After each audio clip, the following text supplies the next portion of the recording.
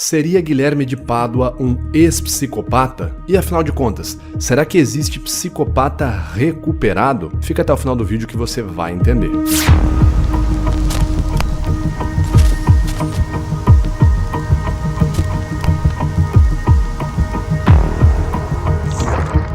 Fala aí, beleza? Eu sou o Vitor Santos, sou especialista em linguagem corporal, investigador profissional e perito técnico das microexpressões faciais. E você está no canal Metaforando, o maior canal de linguagem corporal do mundo.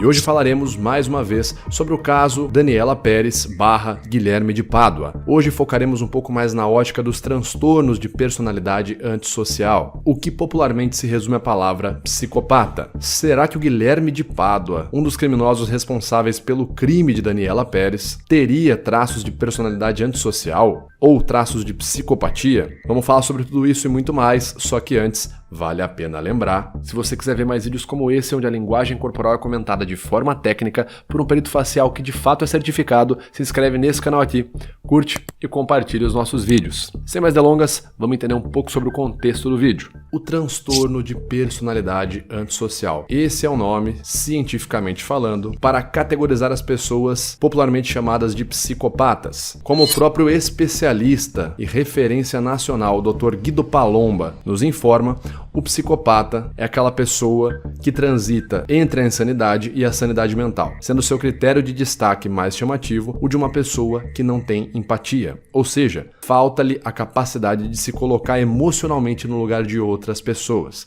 Por isso que psicopatas podem fazer o que bem entender, pelo menos na cabeça deles, mesmo que isso prejudique outras pessoas, contanto que eles saiam beneficiados. Um outro critério também muito comentado por especialistas como Joe Navarro é que psicopatas se sentem seres superiores, especiais, ou que têm algo de diferente, algo de positivo, como se fossem espécies de deuses em relação às outras pessoas. Então, claro que o egocentrismo é uma outra característica marcante em psicopatas. E o que tudo isso tem a ver com o caso Guilherme de Pádua? Recentemente, voltou à tona o caso Daniela Pérez, que diz respeito ao crime cometido por Guilherme de Pádua e a sua ex-parceira, Paula Tomás. E acontece que uma grande declaração polêmica trouxe à tona várias questões sobre o caso. E nós vamos comentar um pouquinho sobre isso hoje. E um outro alerta também, eu não estou aqui para falar ou para julgar o Guilherme de Pádua e muito menos para diagnosticá-lo psicologicamente. Meu objetivo aqui é levantar perguntas e ver o que especialistas, psicólogos e pessoas da área da saúde e do comportamento têm a dizer, não só sobre o Guilherme de Pádua, mas sobre pessoas que possam se encontrar em situações similares a dele. Dito isso, então, vamos começar com o primeiro ponto. Após o lançamento do documentário Pacto Brutal pela HBO Max, que traz ali a perspectiva das pessoas associadas à vítima Daniela Pérez, assassinada pelos criminosos Guilherme de Pádua e Paula de Tomás, uma grande polêmica foi levantada. Alguns veículos de mídia questionaram a escolha do documentário de não dar espaço, ou seja, não ouvir a versão dos criminosos, enfim, mas principalmente do criminoso Guilherme de Pádua. Independente de opiniões pessoais, uma coisa que vale a pena falar é que uma matéria jornalística não é igual a um documentário audiovisual. O documentário audiovisual vai passar por um processo de roteirização e se assemelha em alguns aspectos com o estilo de narrativa clássico, adotado e ensinado por grandes mestres como Robert McKee. Então sim, o documentário ele vai escolher uma porção, uma fatia da realidade para tecer ali os achados dele, diferentemente de uma matéria jornalística que precisa cobrir todos os lados para informar e não para concluir algo. Em resposta a isso, Glória Pérez, a mãe da vítima e uma das pessoas que mais se envolveu nesse documentário, na produção dele, fez uma declaração que pode dar a entender que o correto seria não dar espaço, entre aspas, para um psicopata falar. Ela inclusive diz que não existe psicopata recuperado e que, na opinião dela, os assassinos de sua filha são psicopatas de carteirinha. Para corroborar esse argumento e essa visão,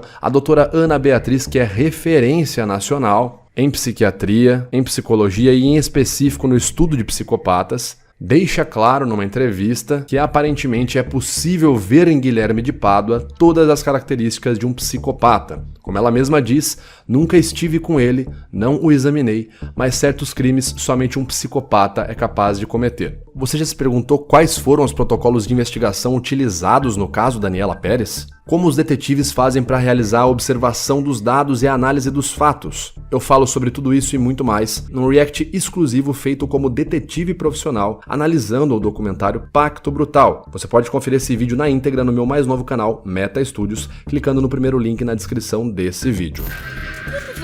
Como uma profissional, como é que você analisa o perfil do Guilherme de Pádua? Extremamente complicado, né? Você vê que tem toda uma característica de psicopatia, não é?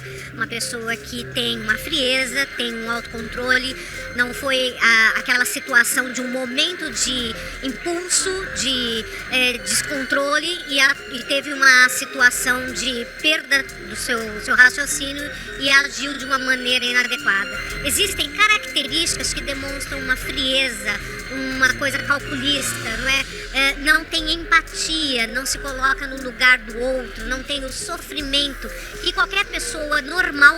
E em uma outra entrevista na TV, uma outra psicóloga teria feito ali uma espécie de comentário sobre a personalidade do Guilherme de Pádua, dizendo que poderia, sim, em certos níveis, se associar a características da psicopatia. Então o que podemos afirmar aqui é que, aparentemente, grandes especialistas na área da psicologia observam em Guilherme de Pádua supostos sinais que podem estar associados à psicopatia. Dito isso, a gente vai ali para a entrevista da Glória Pérez de novo e volta para aquela frase dela. Será que um psicopata pode se recuperar? Será que existe ex-psicopata? Será que existe psicopata recuperado? Para nos ajudar a tentar responder essa pergunta, um outro grande psicólogo, Alexandre Bess, comentou sobre o caso, inclusive sobre Guilherme de Pádua, e sobre isso ele diz o seguinte: é importante a gente saber que condições psicológicas não se modificam, não existe recuperação. Existe para algumas pessoas ali uma questão de suspensão. Não é que ela é eterna ou não, não é que ela mudou, ela cometeu um crime, ela sabia o que estava fazendo. Ainda para corroborar essa visão de que não existe psicopata recuperado, a doutora Ana Beatriz Silva deixa claro em sua obra literária Psicopatas Não Se Recuperam, e até mesmo já declarou publicamente ser a favor da prisão perpétua para psicopatas. Provavelmente pelo fato deles não se recuperarem, e ela na entrevista diz que não vê sentido deles serem reintegrados na sociedade. Ainda para trazer visão de outros especialistas, o Dr. Joe Navarro, especialista na área do comportamento criminal, tendo trabalhado mais de 20 anos no FBI, em seu livro Dangerous Personalities diz exatamente a mesma coisa, que psicopatas ou pessoas ali com transtorno de personalidade antissocial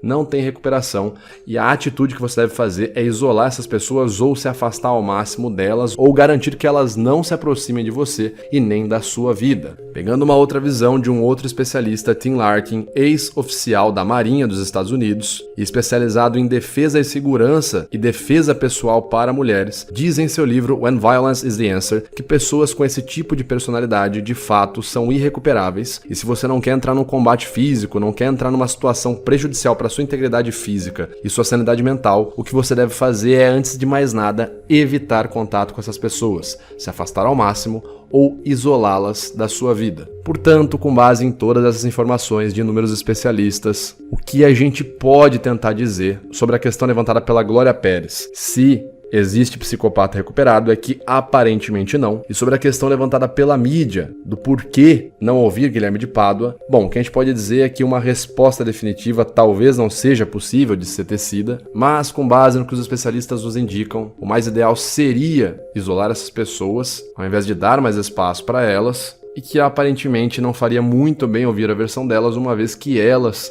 não se recuperaram. E como o documentário não é uma matéria jornalística, ele pode sim fazer um recorte do que ele quer mostrar para contar a versão dele, ou a interpretação dele dos fatos. E só para corroborar essa resposta, eu cito a minha participação num especial da Record, feito com dois grandes e renomados especialistas na área da saúde mental, a doutora Rosângela Monteiro e o Dr. Essa. Ambos trabalharam mais de 30 anos com a polícia, realizando laudos psicológicos, perfilamentos criminais, e no episódio especial onde nós analisamos os maiores serial killers do Brasil, os dois doutores em psicologia foram objetivos, dizendo que psicopatas não só não mudam, não têm recuperação, como na visão deles, se você ficar tentando ouvir a justificativa de um psicopata, no máximo você vai acabar sendo manipulado. E com isso, então, finalizamos aqui os nossos comentários.